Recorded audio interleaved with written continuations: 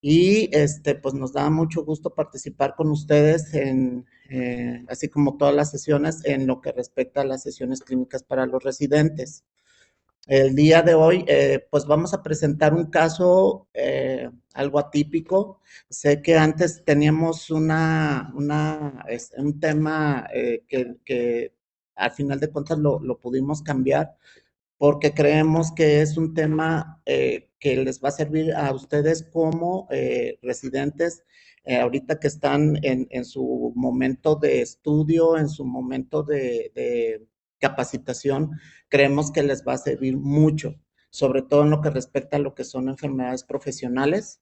Eh, Como manera de introducción, vamos a hablarles un poquitito, unos minutos de lo que es la ciudad de Juárez. Aquí en Ciudad Juárez, pues básicamente es una ciudad industrial, es una ciudad maquiladora, ¿sí? Básicamente el 70% de la población trabaja en la industria maquiladora. Tenemos diversas actividades económicas aquí en Ciudad Juárez, ¿sí? Básicamente somos, bueno, hay una cantidad de 550,000 trabajadores y tenemos 330 maquilas aproximadamente, ¿verdad? Entonces, casi toda la población que trabaja aquí en Ciudad Juárez, pues pertenece a la industria de la maquila, a la industria de la transformación. Entonces, eso es como una breve introducción y del motivo del por qué se nos presentó aquí en la sede un caso que es atípico, un caso que pues ustedes lo van a ver, no se da tan frecuentemente. Sobre todo, van a ver ustedes la dificultad que tuvimos para contar con todos los elementos y poder establecer una relación causal y una asociación, una fuerza de asociación importante para determinar si era sí o si era no. Entonces, voy a presentar a mis compañeros, en este caso a los residentes, como veo aquí el tema.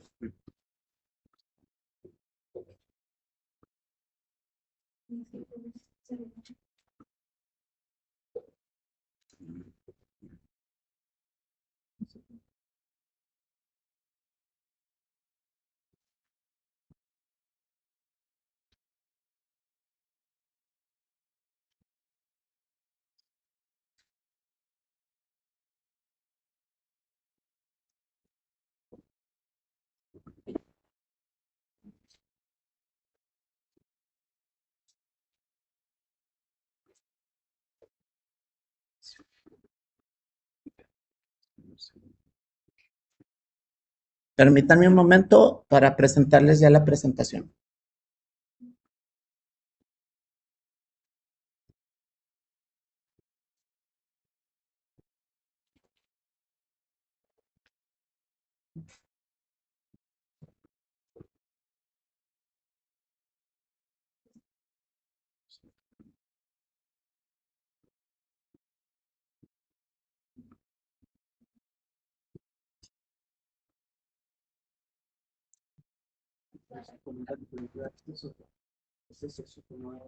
Sí, tenemos que volver, tenemos que reiniciar la pantalla.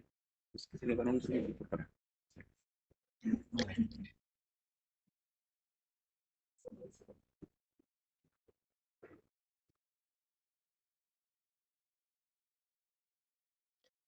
¿Nos dan un segundo para reiniciar la pantalla, por favor? Ahorita estamos.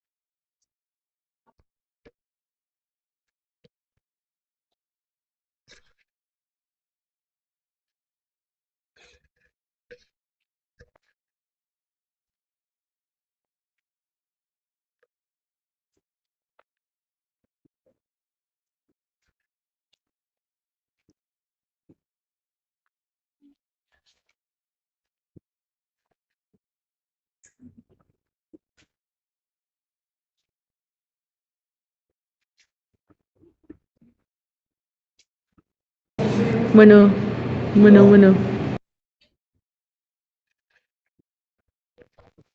Sí, se escucha.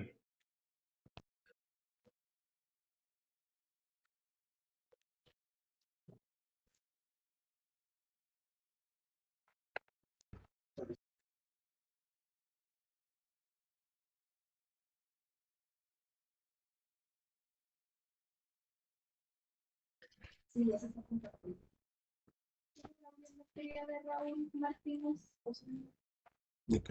Disculpen, ¿ya ven la pantalla? ¿Ya pueden ver la presentación? Estamos viendo la pantalla compartida toda. Ahorita, de hecho, la imagen que se ve es la de Webex. Entonces creo que en lugar de darle compartir a la ventana, le dieron compartir a toda la pantalla. Y no sé si doctora Diana podría apagar su micrófono, por favor.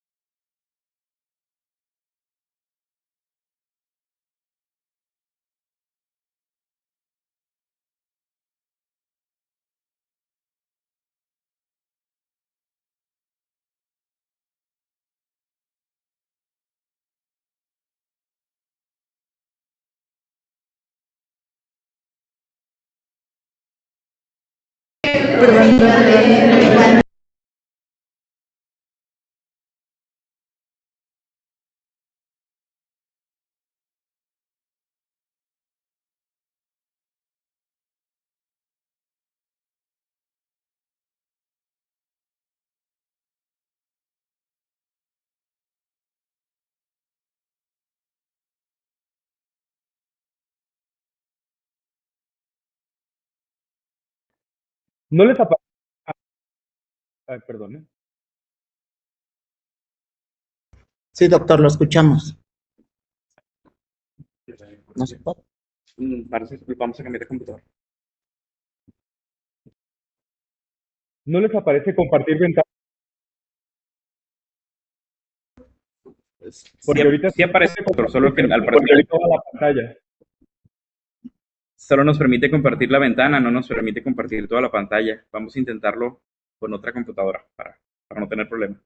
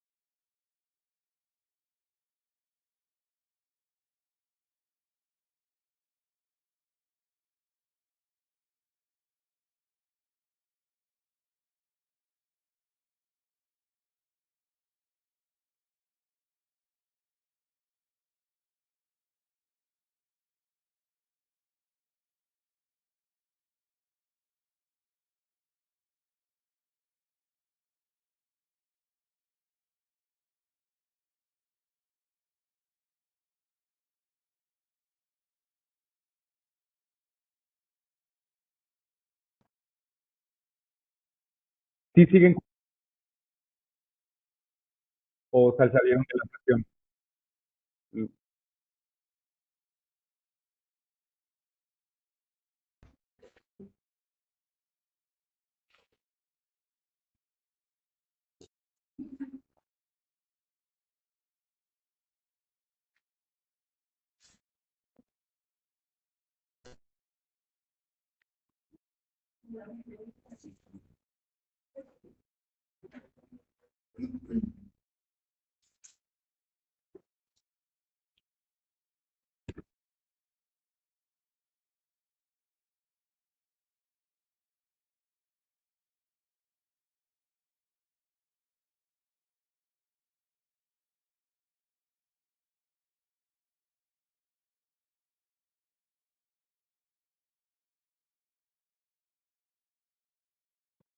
¿Doctor Pantoja?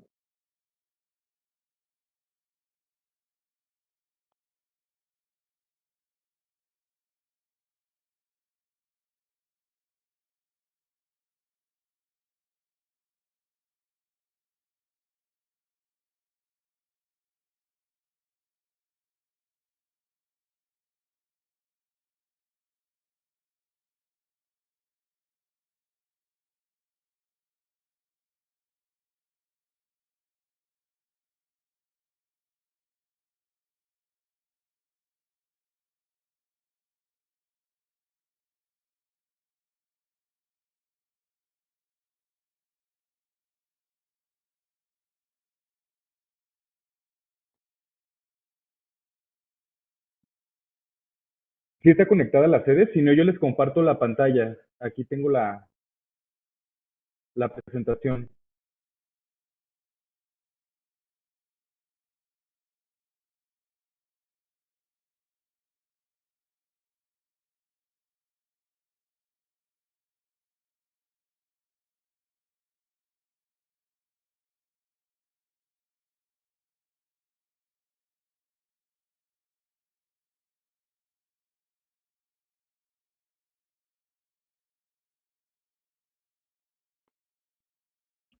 Listo, ya se ve.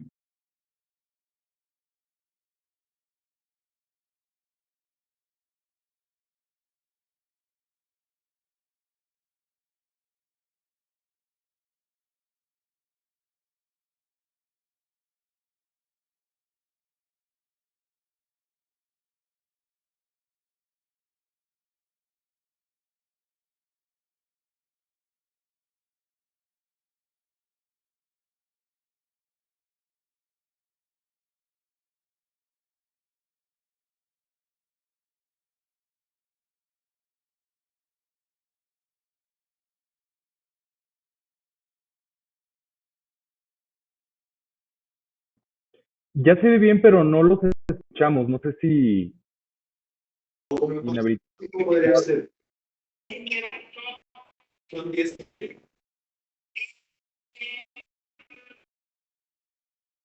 Las 11.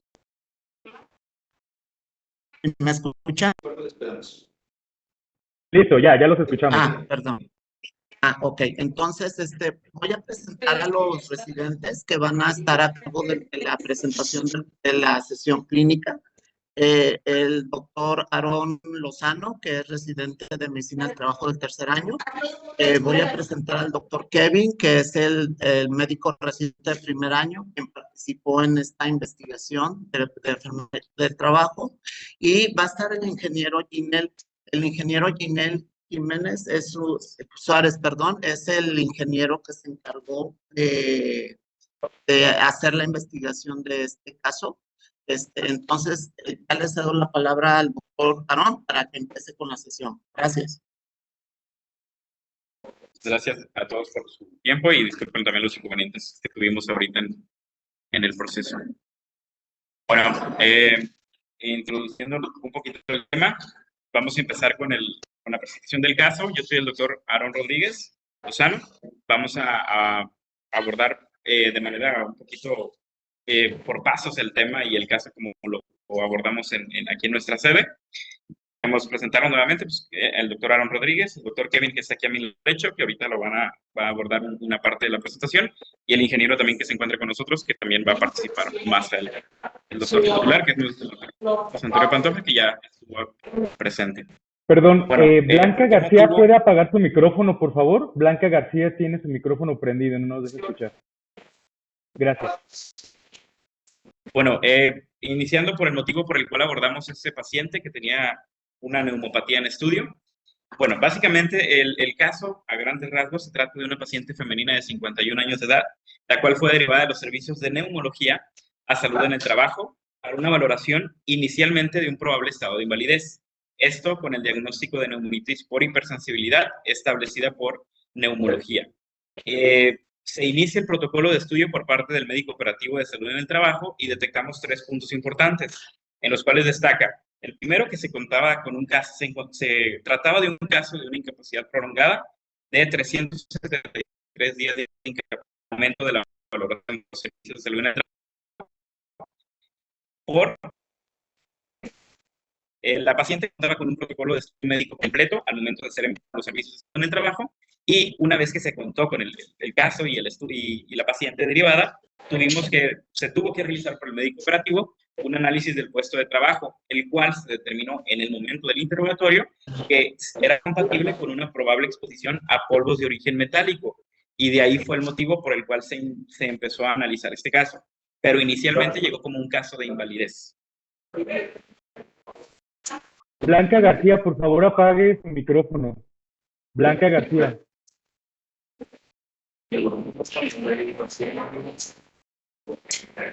Ok, continuamos. Dentro de la historia clínica que se realiza en el abordaje inicial de nuestra paciente,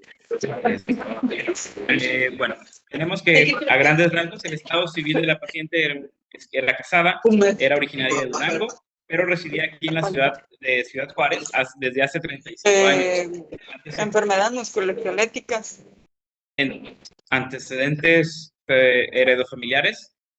Únicamente destacaba que tenía antecedente madre con hipertensión y abuela diabética. Antecedentes personales no patológicos. Tenía tabaquismo positivo desde un inicio a los 30 años de edad, a razón de 3 cigarros al día, y el cual fue suspendido hace 10 años con un índice tabáquico de 1.5. Tenía etilismo ocasional, el cual actualmente había suspendido, negaba alguna toxicomanía y negaba realización de alguna otra actividad extralaboral. La paciente tenía como antecedentes personales patológicos únicamente diagnóstico de diabetes, mellitus tipo 2 desde hace 12 años, en tratamiento con metformina en tabletas de 850 miligramos cada 8 horas, y tomaba ocasionalmente paracetamol en caso de presentar dolor, alérgica al benzafibrato, y no había recibido alguna transfusión. Los antecedentes laborales, es importante destacar que la paciente inició su vida laboral a los 16 años en una empresa de fabricación de componentes y embobinados, es decir, una empresa de fabricación de componentes eléctricos. Bueno, no sé si se escucha muy bien. ¿Pueden escuchar bien el audio?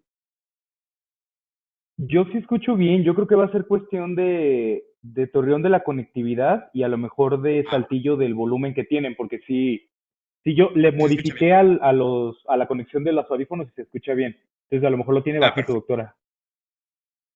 Gracias, doctor.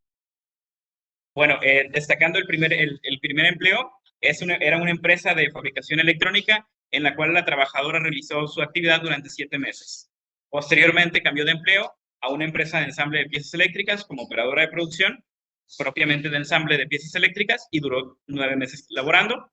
Posteriormente, durante 12 años, no laboró en ningún otro trabajo, se dedicó a actividades personales de su familia, y en el año 1999 ingresa a su tercer y último empleo, que incluso cabe destacar que es el empleo y es la empresa que está en cuestión actualmente, en la que estamos investigando, la que se realizó la investigación, perdón. Esta empresa tiene como giro comercial la fabricación de componentes eléctricos, y se desempeñó inicialmente en un ingreso en el año 1999 como operadora de prueba de placa. Realizaba el probado de piezas metálicas y en esta actividad estuvo durante 9 años.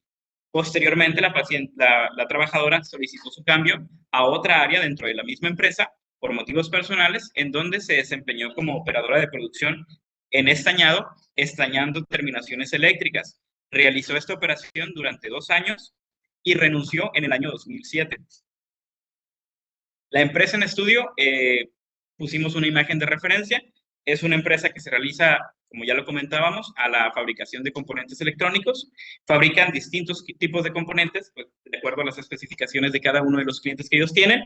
Y pusimos algunas imágenes también en la presentación, como lo pueden ver, de referencia para que nos diéramos una idea más o menos del panorama de fabricación y del área de manufactura que tenía esta empresa.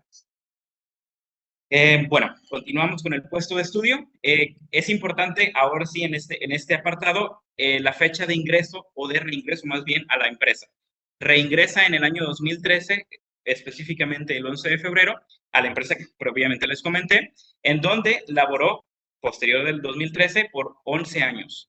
Inicialmente se desempeñó como operadora de corte de tubo de cerámica. En esta área estuvo durante 9 años, desde el 2013 hasta 9 años posteriores. A partir de agosto del 2022, es decir, posterior a los 9 años, fue reasignada a otra planta dentro de la misma empresa. Esto por motivos de negocio propios de la empresa, ya que esa área en la que trabajaba ella, que era el área de corte de tubo de cerámica, fue suspendida, se eliminó de la empresa, ya no fue requerida en los procesos de fabricación y desapareció el área en agosto del 2022. Este dato es importante y lo vamos a abordar también más adelante. El último puesto que desempeñó la trabajadora posterior al cierre de esa área fue en prueba eléctrica de componentes. La trabajadora, su jornada consistía en 8 horas al día de este último empleo, laboraba de lunes a viernes, no realizaba tiempo extra y su horario laboral era de 6 de la mañana a 3:30 p.m. El equipo de protección personal que utilizaba era únicamente guantes y lentes referidos por la trabajadora. Se desempeñó en 3 áreas de trabajo. El área de corte de tubo de cerámica comprendía de tres puntos. Propiamente el área de corte de cerámica, posteriormente el área de sorteo y seguido del área de ensamble de tapas. Ahorita los vamos a ir abordando cada uno de ellos y también los vamos a mencionar y vamos a abordar el estudio de cada puesto. Principalmente en el área de corte de cerámica, que es el área que es más importante y de mayor relevancia en esta investigación. Es un área en la cual al inicio del turno la paciente se encontraba continuamente en bipedestación y realizaba deambulación prolongada. Inicialmente la trabajadora revisaba que el material estuviera completo, se aseguraba que el disco tuviera filo porque esta operación utilizaba discos. Ahorita en la investigación se va a abordar todos los detalles técnicos propiamente de la operación, pero a grandes rasgos lo descrito y lo que refirió la trabajadora era que inicialmente ella verificaba que el disco tuviera filo y si no lo tenía, ponía otro disco de corte para afilarlo. Realizaba el cambio de este disco propio, realizaba el corte de los tubos de 4 a 6 veces por turno. Una vez que verificaba que el disco tuviera el filo adecuado, encendía la máquina y de acuerdo al programa de trabajo establecido previamente, colocaba una varilla de 12 pulgadas de longitud para cortarla en tamaños o en longitudes de 3 octavos a 3/4 de octavos de pulgada, a 3/4, perdón, de pulgada de longitud. Entonces, en este proceso de corte, el proceso de corte como tal propiamente, realizaba residuos de corte del desgaste del disco y residuos del corte del desgaste del tubo de cerámica. Pusimos las imágenes del lado derecho que pueden ver en su pantalla, que son los tubos de cerámica de referencia, porque no tenemos como tal propiamente imágenes del tubo que se desempeñaba en el momento de la operación. En la investigación más adelante vamos a abordar, como les comento, estos datos técnicos. Pero a final de cuentas les ponemos estas imágenes para que puedan entender un poquito del proceso.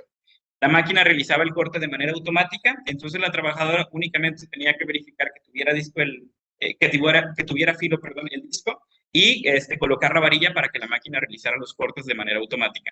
Posterior a que se realizaban los cortes y que la trabajadora estaba cambiando tubos de cerámica y colocando nuevos discos, el proceso continuaba en la siguiente área, que era el área de sorteo. En esta área, la trabajadora tomaba las tapitas o algunas como tapas que se continuaban del proceso anterior y realizaba un movimiento de pinza fina para colocar estas piezas dentro de un bowl de manera manual. Esa era la única operación que realizaba la trabajadora. Una vez que las piezas se colocaban en el bowl, en la máquina de manera automática, por valor resistivo, sorteaba las piezas y continuaba la operación. En esta operación, la trabajadora solo colocaba y tomaba, las piezas y las colocaba en el tazón. La máquina continuaba el proceso de manera automática. La cantidad aproximada de piezas que realizaba la trabajadora al día era de 10,000 piezas al día, referido por la misma.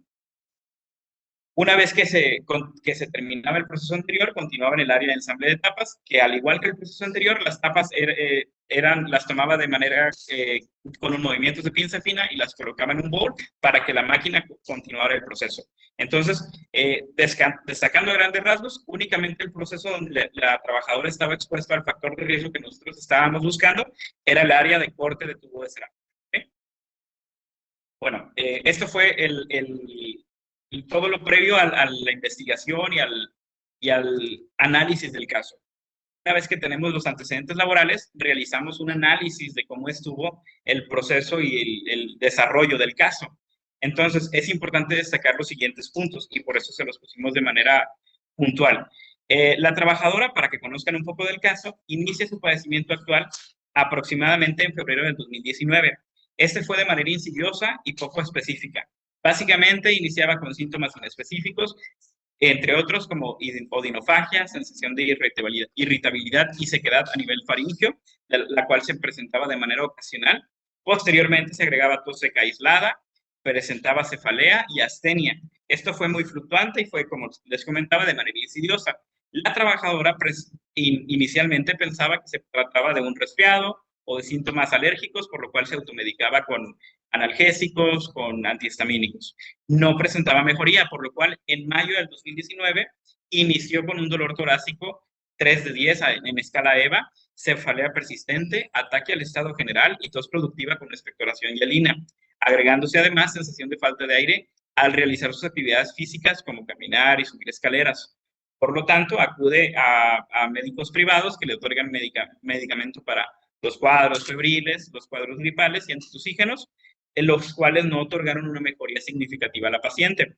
Evolucionó tórpidamente para llegar al punto que se agregó fatiga fácil, disnea, ahora sí a grandes esfuerzos, y de tal manera que para febrero del año 2023 se presenta con un cuadro de dolor torácico a 8 de 10 en escala EVA, dificultad respiratoria, se agrega el cuadro febril, presenta astenia, adrenal, y se añade además la tos con expectoración ahora sí venosa, no hemoptoica. En febrero del año 2023, es decir, en esa misma evolución del cuadro, se presentan los servicios de urgencias referida por los servicios de medicina familiar, porque pues, el cuadro empeoró y fue mayor la limitación funcional y fue mayor la sintomatología. Entonces, fue tratada inicialmente con tratamiento sintomático y antibióticos de manera ambulatoria en su hogar, y posterior a eso se realizó la valoración en urgencias, donde previa valoración clínica radiológica se confirma por los servicios de urgencias que se trataba de un caso de neumonía adquirida en la comunidad. Le dio la clasificación el servicio de urgencias PCI por 40 puntos clase 1 con un riesgo moderado, y eso los motivó a realizar un internamiento hospitalario para estabilizar el cuadro hemodinámico de la paciente. Además, en ese transcurso de internamiento, se fue tratada a base de nebulizaciones y antibioticoterapia intravenosa. El total de días que estuvo hospitalizada fue de 11 días, y en ese proceso se le realizó una tomografía de tórax, la cual reportó como hallazgos imagen de vidrio deslustrado bilateral, de predominio basal, así como bronquiectasias por tracción basal bilateral. Eso fue en el mes de febrero del año 2023, ese cuadro que se agudizó y ameritó hospitalización. Posterior a eso, fue referida después del egreso del internamiento a los servicios de neumología institucionales, en los cuales la paciente en ese inter de que fue dada de alta y fue valorada por el servicio de neumología, persistió con la sintomatología respiratoria, con astenia, dinamia, cefalea, mialgias, e incluso, cuando fue valorada por los servicios de neumología, se determinó que tenía una hipoxemia del 58%, la cual fue de importancia y de relevancia para el caso, en donde el servicio de neumología sometió a un protocolo diagnóstico y concluyó con diagnóstico de fibrosis pulmonar y de base de etiología determinal. Inicialmente, el servicio de neumología tuvo una alta sospecha de una patología autoinmune. Se inició manejo por parte de neumología a base de esteroides, y oxígeno suplementario. Pues la paciente continuó con la sintomatología, no presentó una franca mejoría, por lo cual hasta septiembre del año 2023 fue valorada por los servicios de reumatología para descartar la sospecha diagnóstica que había establecido neumología de alguna patología autoinmune, tal como lupus eritematoso sistémico, que fue la principal sospecha diagnóstica en este caso. En abril de 2024, posterior a que el servicio de reumatología inició protocolo diagnóstico, solicitó laboratorios y continuó con manejo expectante y manejo sintomático, fue valorada nuevamente en abril de 2024 y se descartó alguna patología autoinmune posterior a la realización de estudios de laboratorio, al encontrarse ANAS de 1/160 y que no contaba con criterios clínicos propios de la Sociedad Americana de Reumatología. Esto también cabe destacar, aquí quizá hubo un error en el acomodo, pero fue posterior a la realización de la biopsia. La biopsia fue lo que también ayudó a los servicios de reumatología, para establecer un diagnóstico de que no era una patología autoinmune. En marzo del 2024, previo a la evaluación de reumatología, se realizó biopsia pulmonar, la cual fue solicitada por los servicios de neumología para el protocolo diagnóstico, y en el hallazgo de la biopsia se reportaron como hallazgos transoperatorios para el parénquima pulmonar retraído y fibroso a la palpación, y el reporte histopatológico encontró parénquima pulmonar con metaplasia peribronquiolar con escaso infiltrado linfoplasmocitario, y escasos eosinófilos, así como fibrosis estromal irregular, y no se observó en la biopsia patógeno ni malignidad. Entonces, posterior a la biopsia, posterior a la valoración por los servicios de reumatología que descartaron una patología autoinmune, el servicio de neumología confirma diagnóstico de neumonitis por hipersensibilidad en etapa crónica, de acuerdo a los criterios de Schiller y Cornier, que ahorita más adelante los vamos a abordar. Entonces, hasta aquí llegó el caso. Con este protocolo de estudio llegó cuando llegó a los servicios de salud en el trabajo. Como pueden ver, como tal, en el punto en el que llegó con nosotros, tenía un diagnóstico de neumonitis por hipersensibilidad en etapa crónica propiamente establecido por neumología, y se había descartado alguna otra posibilidad autoinmune o reumatológica, por parte del servicio de reumatología. Incluso reumatología en su última nota estableció que ellos iban a quedar ya nada más con vigilancia, con valoración anual, porque de ellos ya no había nada más que hacer a la paciente. Se continuó la paciente con vigilancia por parte de reumatología, y neumología fue quien derivó a la paciente a nuestro servicio, porque obviamente la paciente se encontraba con una limitación funcional bastante importante, por lo tanto pues ya no podía trabajar, y el caso se había alargado bastante, porque como podemos ver, inició con el cuadro que ya fue mayormente limitante en febrero del año 2023, y hasta marzo-abril del 2024 de este año fue cuando neumología determinó pues que el diagnóstico y que ya no podían hacer mayor tratamiento por ella, y nos la enviaron. Dentro del proceso de estudio, les quisimos adjuntar la tomografía de tórax que se realizó recientemente el 10 de junio de este año, en la cual reporta bronquiectasias quísticas en ambos parénquimas pulmonares con engrosamiento septal y discreto patrón de atenuación en mosaico, así como presencia de pequeñas bulas subpleurales bilaterales. También se realizó una toma de rayos X, que fue este año, en marzo, el 1 de marzo, en la cual se encontraban diafragmas asimétricos, ángulos cardiofrénicos y costodiafragmáticos ocupados por presencia de líquido, hilio pulmonar congestivo con cefalización, parénquima pulmonar con patrón retrículo nodular e imágenes ocupativas en espacio alveolar a nivel iliar y pariliar, además de infiltrado intersticial en vidrio despulido. Esto fue los rayos X que tenemos más recientes de la paciente.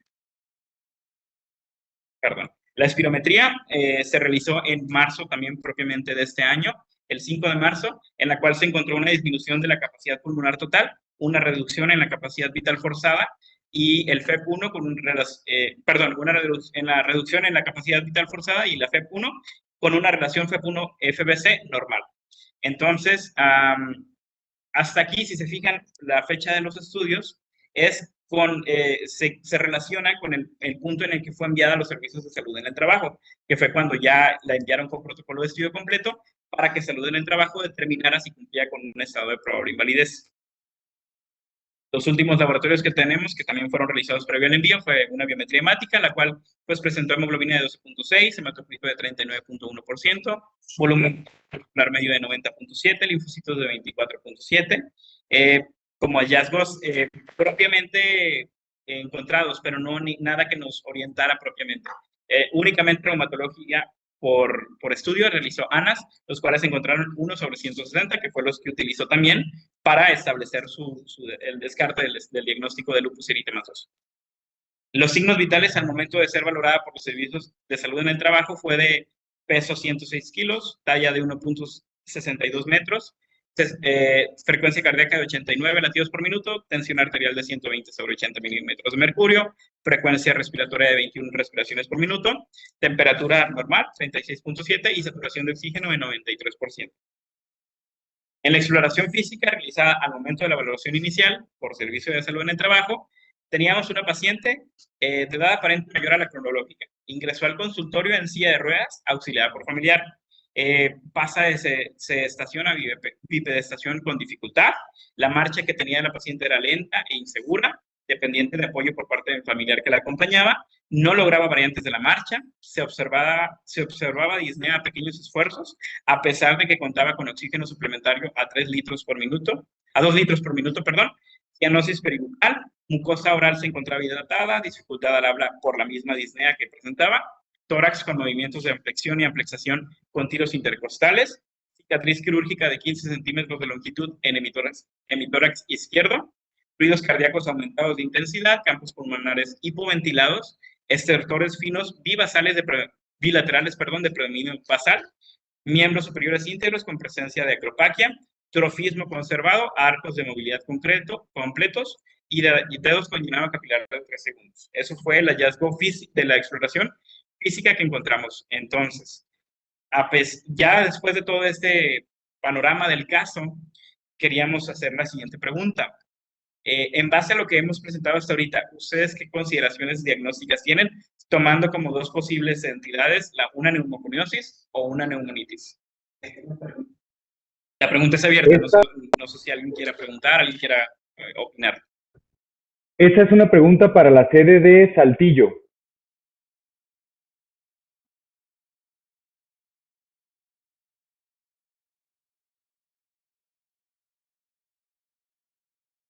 Neumonitis.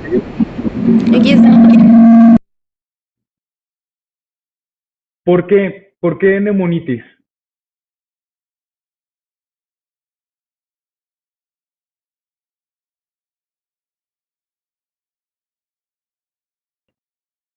Porque la neumonitis es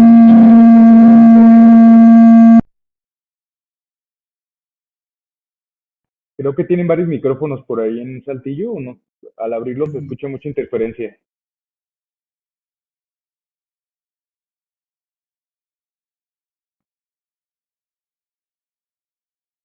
Si no, ayúdenlo, alguien de Coahuila, no, es que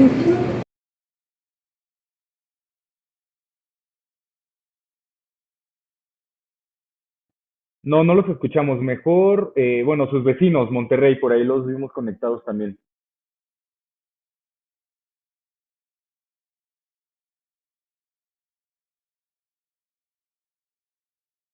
¿Monterrey?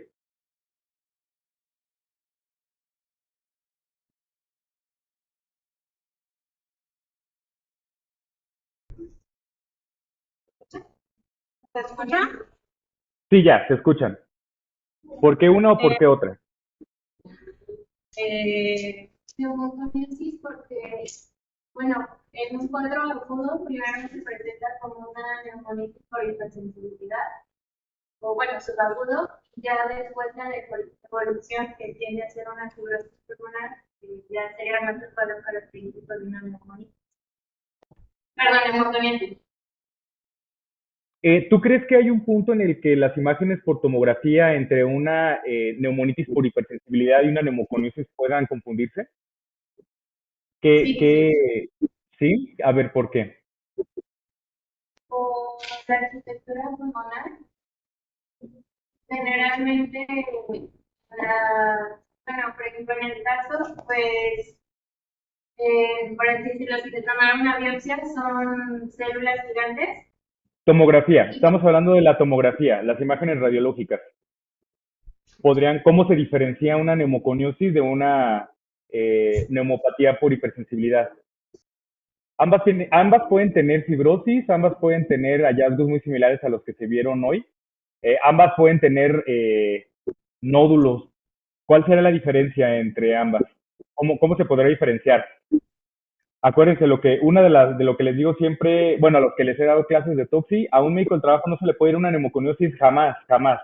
¿Cómo se diferenciaría? Si ambas pueden tener hallazgos, ambas pueden tener patrón en vidrio, en panal de abeja, ambas pueden tener, eh, pues, cualquier alteración por tracción, ambas pueden tener cosas así, ¿no? Incluso los nódulos. ¿Qué diferencia una de otra?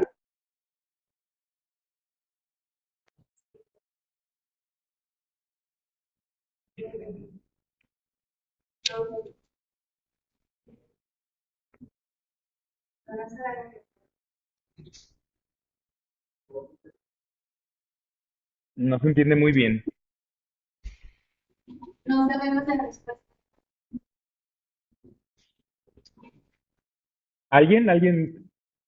¿Alguna sede quiere participar en esa pregunta?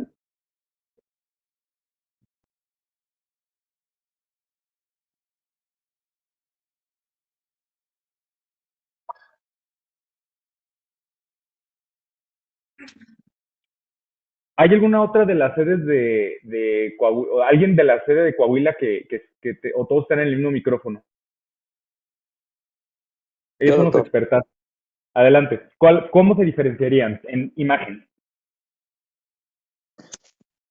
En imagen podríamos encontrarlo por la diferencia de la dispersión, ya que generalmente la neumoconiosis suele afectar ápices y región media del pulmón. Puede ser una de las claves, aunque esa es el patrón más típico de la silicosis, ¿no? No de todas las neumoconiosis. Acá en el chat está Sofía Toribio, dice que la neumoconiosis es micronodal difuso. Y sí, exactamente, la diferencia es que los nódulos que se pueden ver en la neumonitis por hipersensibilidad son centronodulares, perdón, a diferencia de la otra que son difusos. Y es por la misma fisiopatología, porque se ven alteración de la vía pequeña. Entonces, aunque las dos pueden tener micronódulos, la distribución es muy diferente. Van a ver que están como muy separados en las imágenes de las neumonitis por hipersensibilidad y en las neumoconiosis, pues el típico, ¿no? La típica imagen que vemos que están, pues pueden confluir, pueden juntarse entre los nódulos, o sea, son difusos, no respetan una separación e incluso se pueden juntar. Y en la otra son nódulos bien definidos porque están focalizados en las vías terminales, o sea, en la vía pequeña, justo antes de llegar a las regiones ya de los sacos alveolares. Entonces, si ven imágenes en que las comparan, van a ver esa como diferencia muy clara, pero es una clave. Sí se parecen, de hecho, si no ven la imagen y solo ven la descripción del radiólogo y si el radiólogo no obvia, pues, ¿no? Que puede hacer esa diferencia, él se centra en lo que ve, puede ser que nos confundamos. Entonces, pues siempre es importante que nosotros analicemos la imagen también, porque puede que nos reporte nódulos o micronódulos, pero la distribución es lo que puede dar la diferencia entre ambos. Ya comparándolas, es muy obvio que no son iguales, pero si nada más vemos la descripción o no tenemos claro qué es la diferencia, nos podríamos confundir, sobre todo si es una alveolitis una neumonitis por hipersensibilidad que esté pues con mucha afectación de la vía pequeña, que hay patrones que tienen mayor afectación a la vía pequeña que en el parénquima. Siempre están ambas, pero puede ser que la vía pequeña esté más o menos afectada. Entonces, muy bien, ya les regreso la palabra. Solo quería aprovechar esta pregunta para que tuvieran esa diferencia. Entonces, adelante a la sede. Gracias, doctor, por la complementación. Bueno, tenemos una siguiente pregunta. De acuerdo al escenario presentado, ¿cuál es la conducta a seguir por parte del médico operativo de salud en el trabajo una vez que le llegue el caso? Así como se los planteamos hasta ahorita, llegó el caso con los datos que tenemos, los datos clínicos, el envío de las especialidades. ¿Qué sería lo siguiente a actuar por parte del médico propiamente de salud en el trabajo? ¿Qué sede quieres que te conteste? Pregúntale una sede en específico para que te haya al azar. ¿Cuál sede te gusta para esa pregunta, doctor? No sé, doctor, a ver. No alcanzo a ver aquí cuáles son las sedes conectadas, doctor, no sé si... Ok, Acapulco. ¿Qué nos Gracias, dice doctor. Acapulco?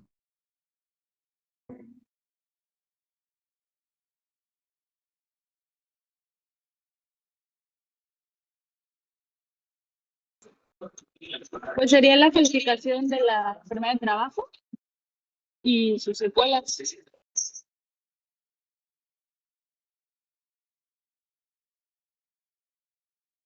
acuerdo? Sí, sería el punto adecuado. Pues igual, de igual manera ya lo vimos que en el interrogatorio del puesto de trabajo, pues ya desde ahí te hace sospechar en que tienes que investigar quizá otra probable posibilidad.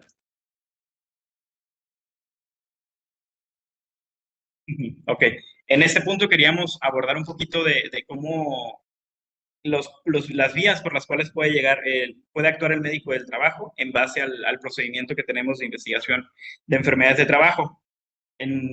No sé si alguien quiera participar mencionando cuáles son las submodalidades en las cuales se puede derivar este caso. ¿Cómo puede llegar este caso derivado a los servicios de salud en el trabajo? ¿Quién nos lo puede enviar o cómo puede ser que abordemos el caso? No sé si la sede de Esta Chihuahua. pregunta Chihuahua, adelante. Gracias.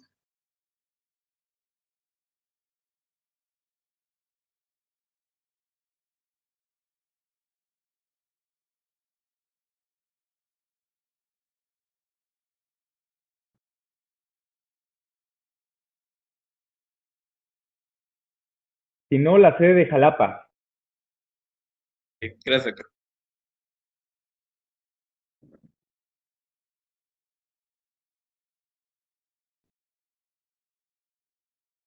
Que no es la pregunta que está ahí escrita, ¿verdad? Preguntaron que quién puede derivarnos este caso, Jalapa. Sí, así es. ¿Cómo puede llegar el caso derivado a los servicios de salud en el trabajo de acuerdo al procedimiento? Bueno, sí, se escucha. Lo puede solicitar el médico tratante por medio de una 430-200. Lo puede solicitar también la delegación por una incapacidad prolongada. Lo puede solicitar directamente el trabajador para el estudio de la profesionalidad de la misma enfermedad. Y en la consulta del médico de salud del trabajo también se puede solicitar el estudio de la enfermedad de trabajo.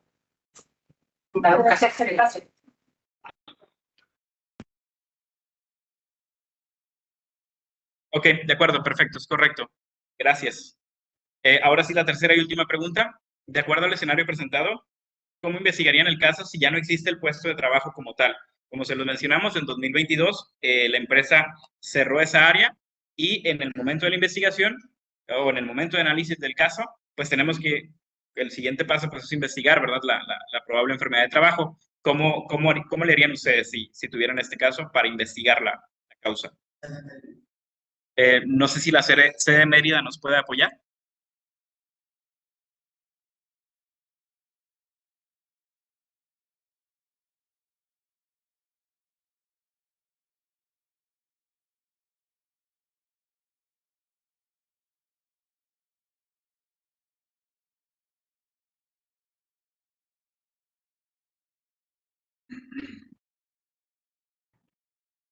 La sede de Jalisco.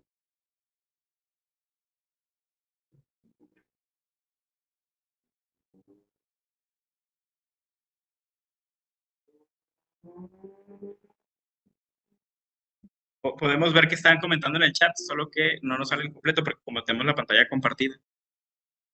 A ver, están comentando Saltillo, estudiar una... bueno, eso ya. Saltillo también, documental, confesional de algún trabajador, testimonial de algún compañero de trabajo. Jalisco dice por similitud y documental. Y Puebla dice se debe hacer el protocolo usual de solicitar información complementaria al patrón y realizar la calificación con la información disponible en el momento. Todas esas respuestas son válidas y están correctas. En nuestro caso en particular, continuamos el abordaje del caso con la siguiente parte de la presentación. Les agradecemos la participación a las sedes y nosotros continuamos el caso con una investigación al medio ambiente de trabajo. Propiamente sabemos que no existía como tal en el momento el área de trabajo, pero como tal se realiza la investigación y podemos ver qué puntos nos puede aportar tanto la empresa, la información de la empresa como la información del trabajador en el proceso de investigación. Entonces, en este punto voy a ceder la palabra a mi compañero Kevin Valenzuela y también nos va a apoyar un poco el ingeniero que realizó la investigación propiamente del puesto de trabajo ahorita en el abordaje de este tema. Cedo la palabra a mi compañero. Gracias. Hola, ¿qué tal? Buenos días. Yo soy el doctor Kevin Valenzuela. Tuve la oportunidad de trabajar en la investigación de esta ST9. Entonces, este es el informe que nos entrega el Departamento de Ingeniería por parte del ingeniero Inel Juárez. Entonces, el área de trabajo en la que estábamos utilizando el caso era el corte de desabasto. El puesto de trabajo que tenía la trabajadora era operadora de corte de cerámica.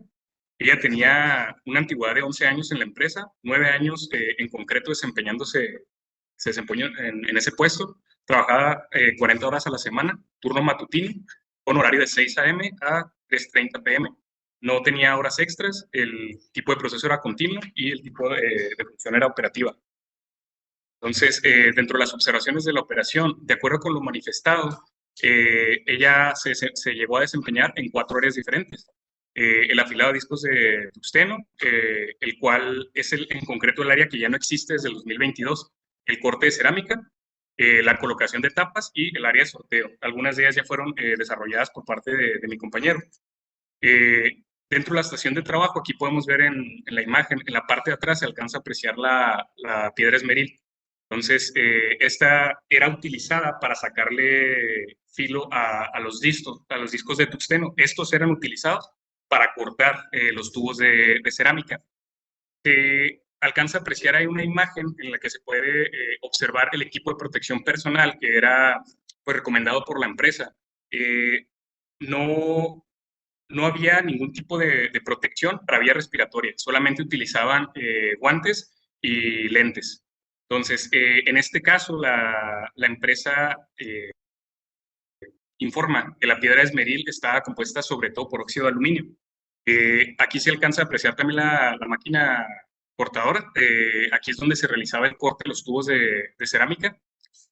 Todos estos son puestos de trabajo, o más bien áreas similares a las que, en las que la trabajadora desarrolló su proceso patológico. O sea que cuando llegamos ya la empresa ya no contaba con nada relacionado al puesto anterior. Comentaron en su momento que pues, tuvieron que actualizar el proceso completo. Entonces, la composición química era principalmente de aluminio.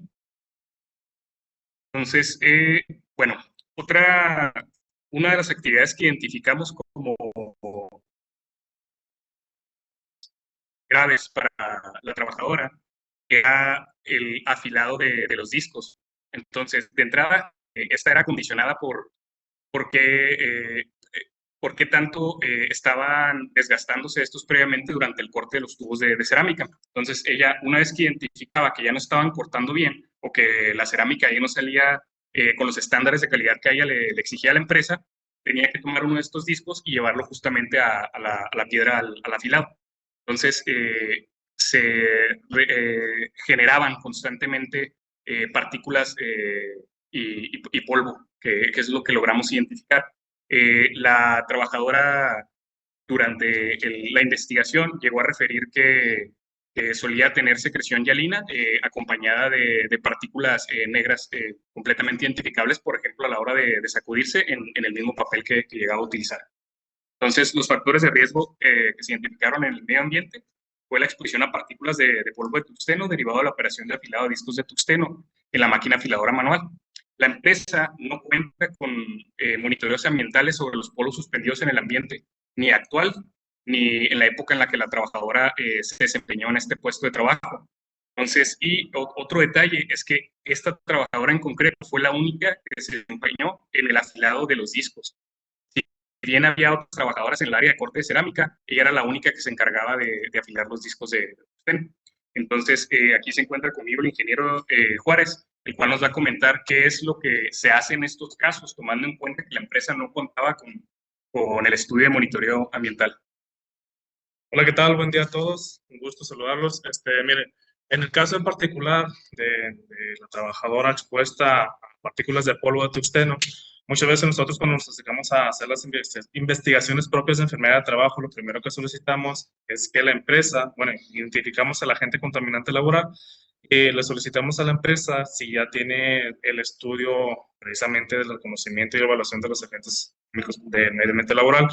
En su comentar, ellos sí tienen un reconocimiento, pero en su proceso nunca contemplaron la cuestión del agente o de la máquina que propiciaba el polvo. Todos eran meramente químicos, hablando de vapores, ¿verdad? Por la cuestión de algunos químicos que usan ahí como disolventes y para darle mantenimiento a las máquinas, pero nunca contemplaron la cuestión del proceso en el desbaste del disco. Entonces, nosotros cuando hacemos ese tipo de evaluaciones a empresas que sí tienen un reconocimiento, pero para darles la asesoría en los estudios y programas de seguridad y salud en el trabajo, nos acercamos y le damos referencia a la norma 10, en la que en primer momento hacemos un listado de todos los químicos y los agentes contaminantes en la empresa. Vemos cuáles son las cantidades que ellos manejan, la volatilidad, el grado de peligro a la salud de estos, para dar una ponderación que trae esta norma en alguna de sus tablas. Una vez que nosotros ya identificamos cuál es la prioridad de muestreo, que esa puede ser muy baja, baja, moderada, alta, muy alta, pues ahora vamos a ver con otras tablas que vienen en esta norma, cuál es la cantidad de personal que nosotros le damos a hacer el muestreo. Para el muestreo nosotros en nuestros departamento usamos la bomba de muestreo de la marca SKC, que para este proceso de fracción respirable por tipo de polvo y de acuerdo al polvo de tuxteno que así viene en la norma, como un químico peligroso o inhalable que puede generar daños a la salud, pues bueno, nosotros usamos, de acuerdo a los procedimientos de la NIOSH, si no mal recuerdo, 3 tubos de, un segundo,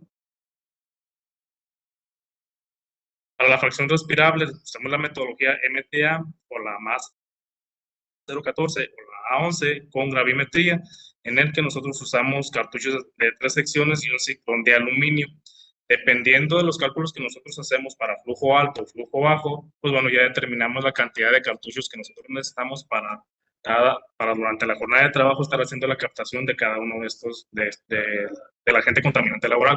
Una vez que nosotros hicimos la captación de las partículas, las mandamos al laboratorio para que el laboratorio nos regrese los resultados para saber qué cantidades y saber si el límite de exposición está por encima de esto.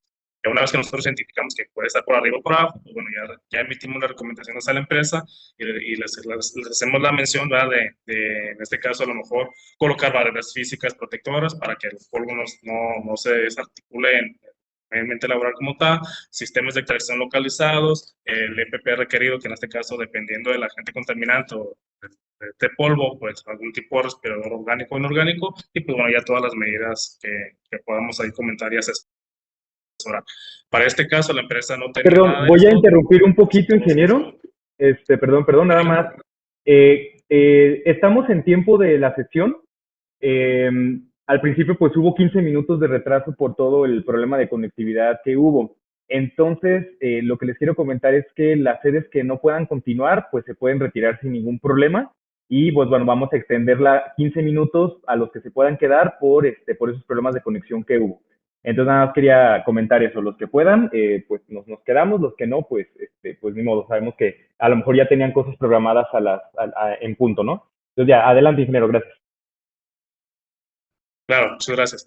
Entonces, en resumidas cuentas, esa es la parte de nuestra investigación. Sabemos que la empresa no tenía ninguna información ya disponible, a pesar de que les hicimos la referencia de que algunos documentos sí deben de tener un resguardo de por lo menos 5 años, pues la empresa no tuvo ningún documento, ni fotografías, ni nada. Entonces, todo fue meramente en pro de lo que la trabajadora nos proporcionó primero fue por ella y sus versiones, confrontando con el personal disponible de los servicios preventivos de seguridad y salud del trabajo de la propia empresa. Entonces, de acuerdo a lo compartido, no sé si tengan alguna duda para ceder la palabra a mi compañero.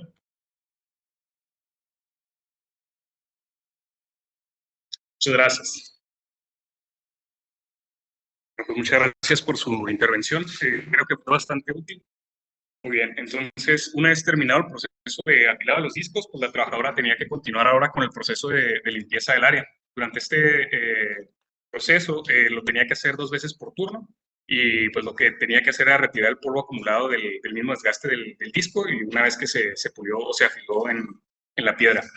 Entonces, este solo se realizaba con agua y con toallitas húmedas y como equipo de protección personal, como ya había mencionado previamente, solamente utilizaba guantes y lentes. Y las toallas contaminadas con polvo no se disponían en contenedores de basura de desecho peligroso, sino que se desechaban en los contenedores de basura común. Estos aún contaban con ellos. Muy bien, aquí tenemos una pregunta más. ¿Qué nombre de la STPS utilizarías para determinar la exposición ocupacional en este caso? Les voy a corregir un poquito la pregunta. Sería qué nombre de la STPS utilizarías para hacer prevención de esta enfermedad, ¿no? Porque la norma no es para identificar exposición, para prevención, como lo explicó el ingeniero. Pero ¿qué norma sería? CDD... Ahí luego les voy a poner que me pongan en el nombre de qué sedes son. Pero aquí le vamos a preguntar a la doctora Diana. Adelante, doctora Diana, que está aquí conectada. Bueno, ya contestó Saltillo, la norma 10. Sí, correcto. Gracias. Entonces, sería todo por parte de mi intervención. Va a continuar mi compañero. Gracias. Muy bien, continuamos. Vamos a tratar de darnos un poquito de prisa para poder concluir correctamente el tiempo. Ok, bueno, ya que abordamos la enfermedad, la investigación de la probable enfermedad de trabajo, como pudieron ver, pues encontraron que efectivamente existía una exposición, principalmente a polvo de tungsteno, y una vez que se identificó que tuvimos los datos proporcionados por la investigación, continuamos ahora sí, pues con el caso, ahora sí abordando propiamente una neumonitis por hipersensibilidad. Queremos destacar a grandes rasgos esta enfermedad para que tengan un contexto. Esta resulta de la neumonitis como tal por hipersensibilidad, resulta de una reacción inflamatoria pulmonar propiamente de tipo inmunológico tras la exposición a una sustancia antigénica, es decir, es un antígeno que provoca una reacción inflamatoria, la cual provoca una afectación difusa de los espacios alveolo-intersticiales y a los bronquiolos terminales, propiamente como ya lo abordamos en los estudios de imágenes y como mencionaba el doctor, que es una afección propiamente del alveolo. Esta es resultado de una interacción inmune provocado principalmente en individuos susceptibles. Es decir, esto es de importancia porque esta enfermedad depende mucho de la susceptibilidad individual del trabajador o de la persona. El desarrollo de la neumonitis va a depender del tiempo de exposición, el tipo de antígeno o antígenos y la susceptibilidad genética propiamente de la persona. Se manifiesta a grandes rasgos como una enfermedad pulmonar intersticial, es decir, que afecta propiamente al intersticio. Y lo más importante, siempre que sospechemos de una patología de este tipo, es el interrogatorio, la historia clínica de un antígeno o de una sospecha de un antígeno. Puede ser orgánico o inorgánico, o no orgánico, y que lo va a diferenciar de alguna otra patología intersticial. La clasificación más reciente que tenemos se determinó en el 2020 por un consenso de las asociaciones de trauma y de otras asociaciones en las cuales determinaron que la neumonitis por hipersensibilidad se puede determinar en base a la presentación clínica, radiológica y patológica como dos principales grados, fibrótica o no fibrótica. Perdón, la fibrótica puede ser una mezcla de inflamación y fibrosis o puramente fibrótica, y la no fibrótica únicamente hay presencia de inflamación. En la epidemiología de esta enfermedad, la incidencia de la enfermedad menciona que es variable. Y no doctor, te voy a interrumpir un poquito, nada más. ¿Puedes regresarte a la anterior, por favor? Sí, doctor. Y nada más lo quería comentar ahorita porque también fue algo que se mencionó en la evolución. Anteriormente, y es un tache para los neumólogos, anteriormente se clasificaba en aguda, subaguda y crónica. En este consenso nuevo de la LAD que viene, pues ya la residencia lo puso, esa clasificación totalmente se elimina porque digamos la crónica que mencionaba antes, la clasificación previa, hablaba de la fibrótica. Sin embargo, ya se ha demostrado que de acuerdo a la intensidad de la reacción inmunológica, puede ocurrir en muy poco tiempo que se fibrosen los pacientes, o puede haber pacientes que durante mucho tiempo, sobre todo si tienen tratamientos incidentes, luego con corticoides, pensando en que eran otras enfermedades, pueden durar mucho tiempo con patrones inflamatorios y no fibróticos.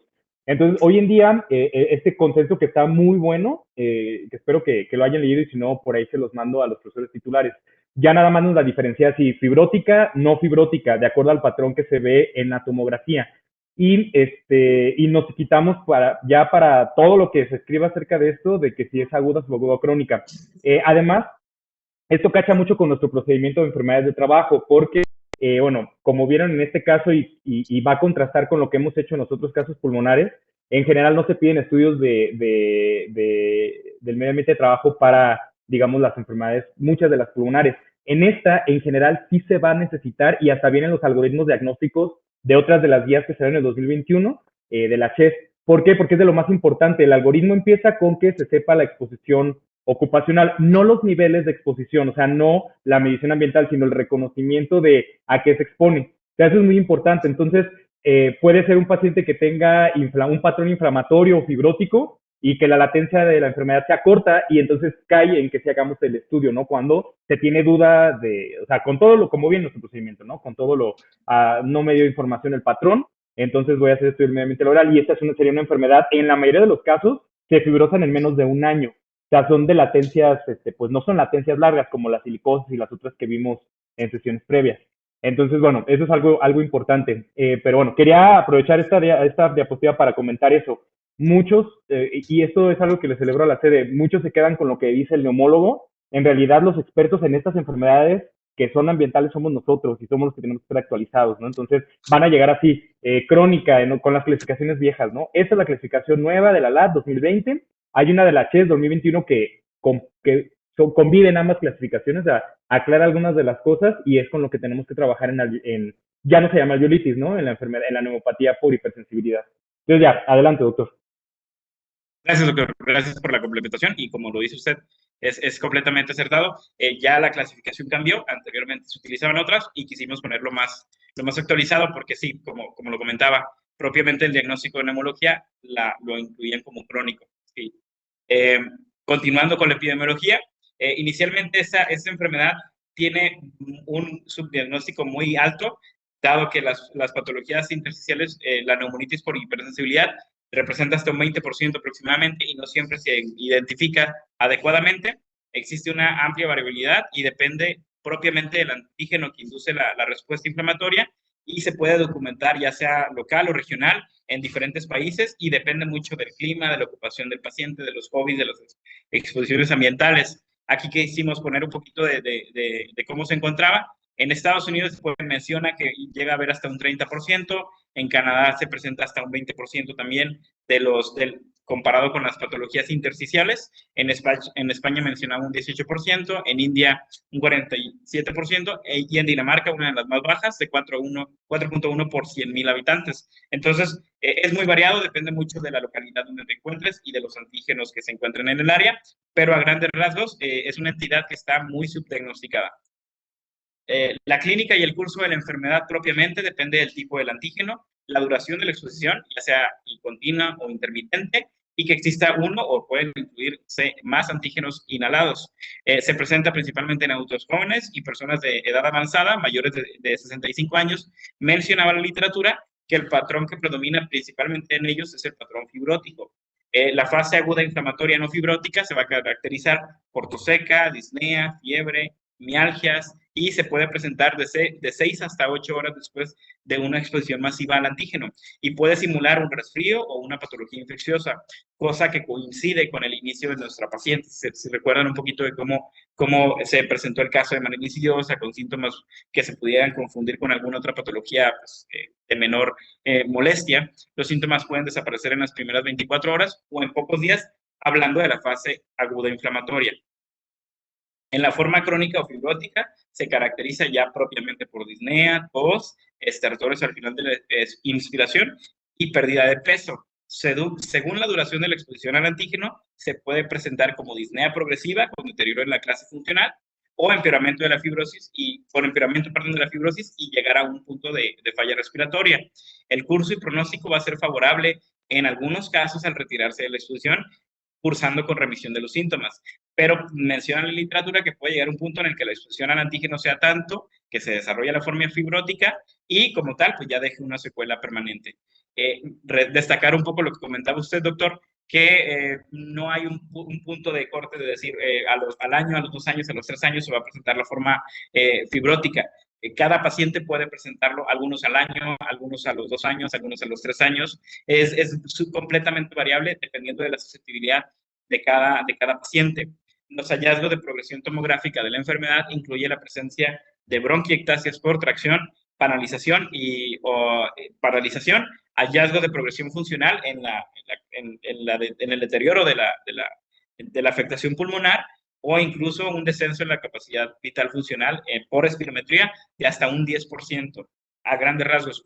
La progresión del cuadro menciona que inicia como un cuadro inflamatorio, progresa a un cuadro mixto inflamatorio y fibrótico, puede progresar a un cuadro fibroproliferativo, y termina con un cuadro, valga la redundancia, cuadro terminal respiratorio, que fue el caso de nuestra paciente, fue a grandes rasgos la evolución que fue teniendo, en el punto en el que actualmente ya se encuentra oxígeno dependiente, con una limitación muy importante en la realización de sus actividades de la vida diaria, y básicamente ya no hay algún otro tratamiento que ofrecerle por parte de neumología.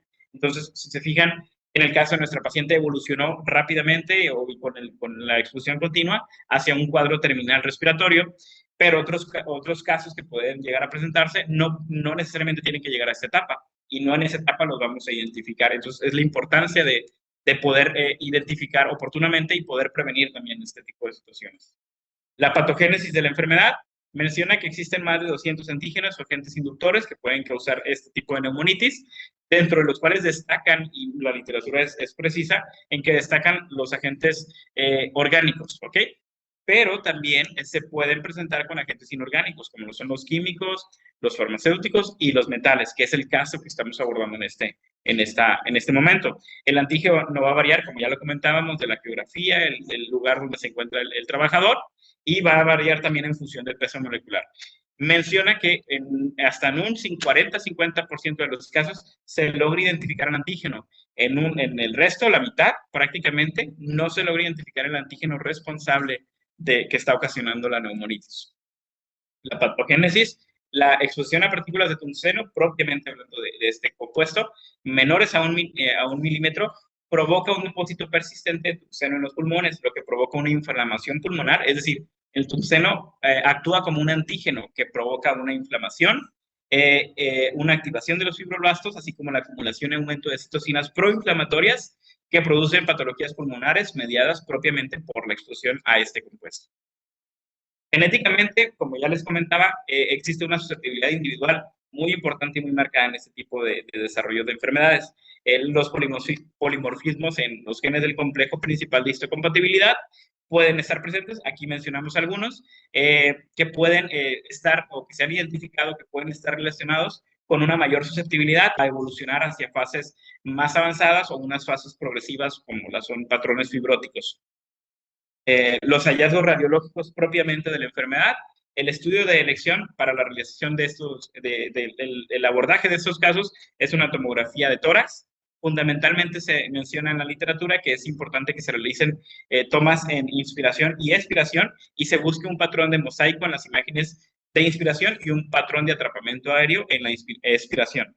La identificación de la combinación de las tres densidades en inspiración, es decir, pulmón normal, áreas de vidrio esmerilado o pulmón hiperluciente, nos ayuda a confirmar el diagnóstico de una neumonitis por hipersensibilidad.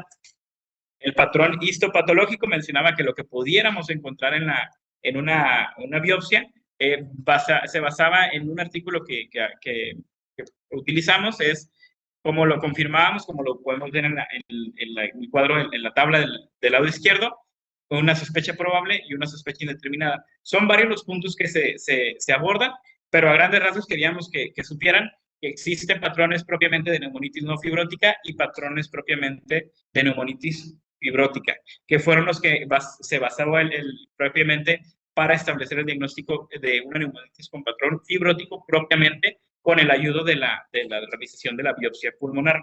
en la cual, Doctor, encontrábamos... una pregunta de lo que comentaste. ¿Por qué te da la alveolitis? Este caso está muy bonito porque, digamos, la tomografía está muy característica, ¿no? ¿Por qué te da ese patrón de tres densidades que mencionaste? O el patrón del mosaico. ¿Qué tiene esta enfermedad que justo es una clave para diferenciarlas de otras enfermedades intersticiales que ven los reumatólogos y que descartaron, ¿no? Ajá. ¿De acuerdo? Pues mencionaba que era por el atrapamiento aéreo y por la característica de que hay una inflamación propiamente en el alveolo. No sé si a eso se refiere, doctor. Ajá, eso explica las tres patrones, ¿no? El patrón de tres mosaicos, que es atrapamiento aéreo, la alteración intersticial, o sea, la alveolitis, y el pulmón sano. Pero ¿por qué? ¿Por qué otras enfermedades? ¿Por qué se dejó de llamar alveolitis esta enfermedad? Ya no se llama alveolitis, alérgica extrínseca, ¿no? Que era el nombre pasado. ¿Qué tiene que ver con esto? El dato de por qué ya no se llama alveolitis no lo tengo, doctor. No, eso sí no. Algo que caracteriza esta enfermedad es que convive la alteración intersticial, o sea, la alveolitis, con la alteración de la vía pequeña. Por eso es que los patrones, digamos, que en el algoritmo nuevo de la ATS menciona como patrones típicos, que son los que ya no necesitan biopsiarlo, y eso con un patrón típico y una exposición se puede hacer el diagnóstico, es justo cuando conviven estas dos alteraciones, ¿no? Por eso los patrones más característicos son el patrón mosaico, que es el que tuvo este paciente, el patrón en tres densidades, que no lo describen, pero en la tomografía se ve las tres densidades, que es esta explicación. Entonces, justo es porque es una enfermedad que altera la vía pequeña, o sea, altera la vía pulmonar, pero con una predisposición, sobre todo por el tamaño de los polvos que llegan hasta la vía pequeña, y además la alveolitis, ¿no? Entonces tienes estas dos combinaciones.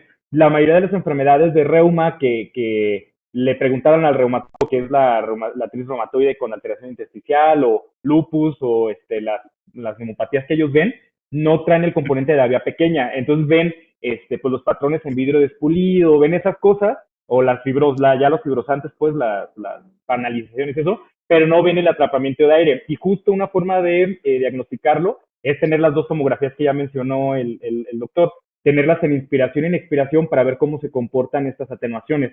Cuando las atenuaciones se conservan en inspiración y en expiración, quiere decir que es atrapamiento aéreo, ¿no? Y no es cuestión vascular y eso. Entonces, esas claves en la tomografía son los que te llevan al diagnóstico de que hay vía pequeña, alveolitis o alteración intersticial, y digamos juntos son raras las enfermedades que te dan este patrón típico. Por eso tienen este patrón en mosaico que menciona el doctor y el de las tres densidades tienen un valor predictivo positivo del 85%. O sea, son muy sugestivas de neumopatía por hipersensibilidad. Entonces, este paciente los tiene, es lo padre de este caso que presentan, que tiene un patrón característico. Hay patrones más complicados, indeterminados y eso, pero este paciente es pues cuadra muy bien con cómo nos manejan estas guías. Ya, listo, doctor, adelante. Gracias, doctor. Gracias por la complementación. Bueno, para el diagnóstico de esta enfermedad, de las pocas enfermedades intersticiales que tienen causa, debemos investigar la búsqueda del antígeno causal a través de una historia clínica detallada y, en nuestro caso, haciendo énfasis en la exposición laboral. Primero que nada, tenemos que identificar la exposición. El patrón tomográfico, como ya lo hemos mencionado, es parte clave. Y mencionaban la literatura que también se podía hacer lavado bronquialveolar y que se encontrara linfocitosis en él como hallazgos histopatológicos. En nuestro caso en particular, tenemos los primeros dos, no se realizó el lavado bronquialveolar, pero con los primeros dos fue suficiente para establecer un diagnóstico acertado hacia este punto. Los criterios diagnósticos que menciona un artículo, en base a Schuiler y Cormier, que los mencionábamos en el abordaje del caso, se basa en dos criterios mayores y menores. En los criterios mayores mencionaba que existieran síntomas compatibles con neumonitis por hipersensibilidad, evidencia de la exposición antigénica a partir de la historia clínica o la historia laboral, hallazgos compatibles con neumonitis por hipersensibilidad en radiografía simple de tórax o tomografía computarizada, linfocitosis en lavado bronquialveolar, si ese se practicaba, cambios histológicos compatibles en la biopsia, y en los criterios menores mencionaba los crepitantes basales, disminución en la capacidad de difusión del sebo, y hipoxemia arterial, como criterios menores. En este caso quisimos incluir los criterios diagnósticos, pero básicamente es importante determinar y tener una tomografía de tórax para poder orientar el diagnóstico, para poder orientar hacia cuál es nuestra causa, o nuestra enfermedad. El tratamiento principalmente que mencionan es que hay que retirar al trabajador de la fuente de exposición que esté causando la enfermedad. En la forma fibrótica, el hecho de retirar el antígeno pues ya no va a significar un regreso de la clase funcional o un regreso de la capacidad pulmonar. Simplemente pues evitamos que siga expuesto a la causa al antígeno que estuvo induciendo esa causa inflamatoria que llegó al punto de la fase fibrótica. Pero en las fases inflamatorias sí puede ser significativa la mejoría al retirar el agente causal o el antígeno en el área laboral. Los corticosteroides son el tratamiento más utilizado en este tipo de casos, pero son más utilizados o más útiles en la fase no fibrótica que en la fibrótica. En nuestro caso, en la paciente, se le dieron corticosteroides, pero no hubo una franca mejoría porque ya se encontraba en una etapa fibrótica. En la fase fibrótica menciona que podemos llegar a utilizar inmunomoduladores, especialmente en pacientes, como en nuestro caso, que no mejoraron con la administración de esteroides, y también debe de utilizarse rehabilitación respiratoria en las fases fibróticas, con uso de oxígeno en pacientes que tengan hipoxemia e hipertensión pulmonar, así como considerarse en una última instancia trasplante pulmonar como tal, opciones que pudieran mejorar la sobrevida del paciente. Hasta 5 años, no es tan bueno el pronóstico de estos pacientes una vez que llegaron a fases a una etapa fibrótica que afecta francamente la capacidad pulmonar. Y ya con eso terminamos. Básicamente traíamos esas preguntas, pero por tiempo yo creo que ya concluimos con la presentación. No sé si quieran agregar algo más o no sé si quieran que contestemos las preguntas, doctor. Pues yo creo que sí estamos ya en tiempo. Está conectado el doctor Belmar y creo que todavía el doctor Tinajero no los veo. No sé si quieran agregar algo, doctores, ya para cerrar. Sí, claro, Alex, muchas gracias. Buenos días a todos. La verdad es que el caso bastante interesante, como dice Alex, es un caso muy bonito que nos permite a nosotros, a través del estudio tomográfico, establecer un diagnóstico diferencial. Creo que para nadie estaba dudosa que había una exposición laboral que le estaba ocasionando esto a la trabajadora. En términos generales, eso es lo que nosotros primero tenemos que sensibilizar. Esa capacidad de detectar, de decir, esto está relacionado con el trabajo, no solamente es enfermedad general. No sé si va a ser una neumonitis por hipersensibilidad o una neumoconiosis o algo, pero yo creo o sospecho que es el trabajo quien está encargándose de esta enfermedad porque está exacerbándola. Y ya de ahí entonces podemos empezar a hacer la investigación. De hecho, esa es como que la mística fundamental de las enfermedades de trabajo, que nosotros podamos sospechar que pueda ser el ambiente de trabajo el que esté causando la enfermedad, incluso la esté exacerbando, y con base en eso entonces iniciemos el protocolo de estudio, empecemos a leer la bibliografía si no lo tenemos tan claro o tan reciente, y apoyémonos igual de nuestros compañeros, hagamos reuniones colegiadas e investiguemos. Y con base en esto, siguiendo la guía del procedimiento, podemos, con el tipo de la latencia, solicitar o no la visita al centro de trabajo. En este caso, como dice Alex, es importante que se haya realizado precisamente porque, en términos generales, si ustedes revisan superficialmente la literatura que hay sobre tuxteno, dice que prácticamente es de difícil a muy difícil que uno pueda tener alguna patología respiratoria por esto, o que las cantidades tendrían que ser enormes para poder presentar una de estas enfermedades. Sin embargo, bueno, en ese puesto de trabajo se determina esto. Y lo que quisiera complementar es, ¿en algún momento ustedes dudaron o pensaron que también podría ser la porcelana la que pudiera estar causando o sumándose con esto? Sí, de hecho, respondiendo a su pregunta, aquí está mi compañero que él acudió a la investigación. De hecho, sí, le paso la palabra para que ¿Qué tal? Buenos días. Sí, originalmente, cuando estábamos iniciando la investigación, la primera vez que visitamos la empresa, justamente íbamos con esa idea, que la enfermedad era por los polvos de la cerámica, los tubos con los que se cortaban. Sí, de entrada justo creo que sería la primera relación pues más evidente a ver y a relacionar con este caso. La manera en la que justo los diagnósticos y las imágenes pues nos van dando los diferenciales, pues bueno, no apoyaron tanto porque fuera la porcelana, pero sí podríamos también haberla relacionado con esta, o que la mezcla de los polvos pudiera estar causando o desviando un poco el diagnóstico.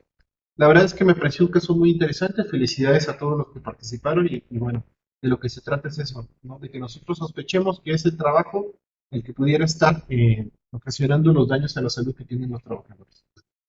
Adelante, Alex. Yo también. Muchas gracias. Buen Y- día. Carlos. adelante. Juan Carlos. Adelante. ¿Qué tal? Buenos días a todos. Pues, como ya mencionaron, sí, un caso bastante interesante. En realidad, identificamos la importancia del caso, sobre todo también para las otras residencias que no tuvieran casos similares. Y yo nada más quería comentar que sí es importante identificar el agente causal específico, sin embargo, hay que tomar en consideración, permítanme.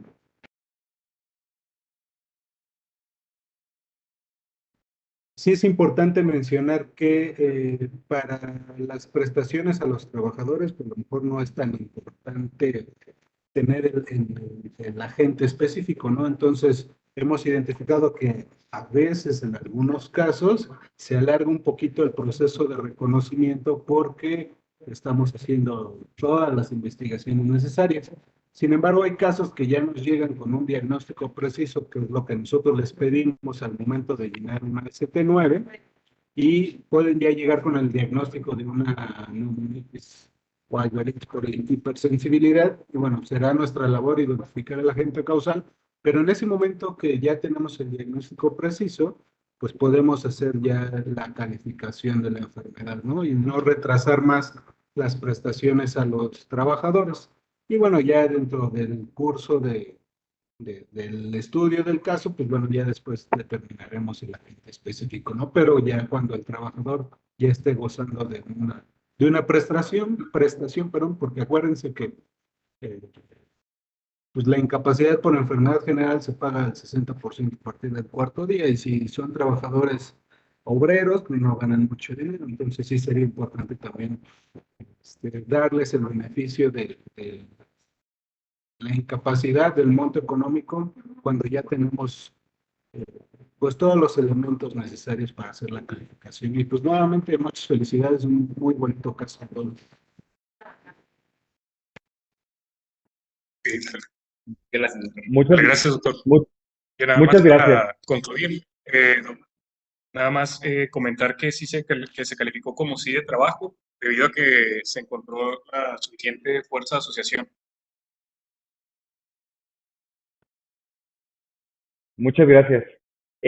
Bueno, ya nada más para cerrar, les voy a mandar a los profesores titulares las nuevas guías que hay para diagnóstico de alveolitis, de neumonitis por hipersensibilidad. Esta guía lo que tiene como muy valioso y que está muy adaptable a lo que hacemos en México es que el diagnóstico lo establecen con un grupo interdisciplinario, y en la guía del 2021 de la CHES establece que tienen que tener la consulta de un médico especialista en medicina del trabajo si es que se sospecha que si no se encuentra el antígeno como aviar y esos que son como muy comunes, ¿no? Que no están relacionados con el trabajo. Incluso menciona que incluso se tenga la opinión de un higienista laboral certificado, ¿no? Entonces, eso está muy padre porque dentro de esas guías, los médicos del trabajo ya se han logrado posicionar, y también los higienistas, para estas enfermedades complejas. Y justo el trabajo que tienen ahí es poder hacer esta investigación sin medir, justo como lo hacemos acá. No, la intención no es medir porque no es una enfermedad dosis dependiente, es con la historia clínica laboral y lo que hacemos, ¿no? Y con la visita de campo, si se necesita, establecer cualitativamente, o sea, identificar cuáles son los antígenos, y eso ya está en esas guías, ¿no? O sea, somos parte de esas guías, al menos en estas asociaciones, que son guías internacionales. Entonces está muy bueno, me gusta mucho esa actualización que hubo, y entonces le pediría a los profesores que se las compartan, que esas desmenúcenlas, los médicos del trabajo nos las tenemos que saber bien de pe a pa, y bueno, para que pues eventualmente nos posicionemos también aquí como parte del grupo interdisciplinario que tiene que hacer el diagnóstico, ¿no? en general, pues, no hablando no hablando de IMSS, en general hablando de cómo se diagnostican esos pacientes, allá necesitan nuestra opinión y la de los higienistas, entonces está muy bueno. Entonces ya, con eso terminamos la sesión, nos extendimos, además les voy a pedir que para la siguiente sesión tratemos de estar conectados un poquito antes. La sede, en este caso tuvieron problemas desde antes, así estuvo conectado de antes, pero bueno, para que podamos iniciar puntuales, que las pruebas y esto las hagamos desde antes de iniciar. Entonces, muchas gracias a todos y nos vemos en la siguiente sesión. Hasta luego. Gracias, doctor. Hasta luego. Gracias, hasta luego.